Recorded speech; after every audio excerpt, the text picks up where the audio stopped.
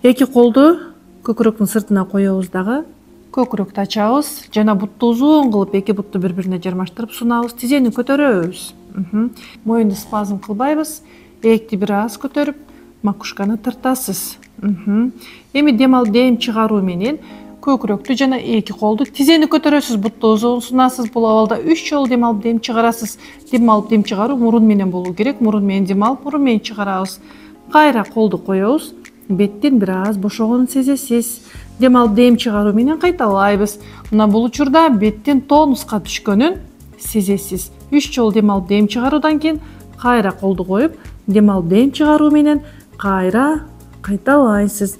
Жалпы күнүнө 3 жолу жасоо дагы эң сонун жардамын берет. Ар бир көнүгөөнүн эрежелерин туура аткарсаңыз пайдасын аласыз, туура эмес аткарсаңыз зыянын аласыз.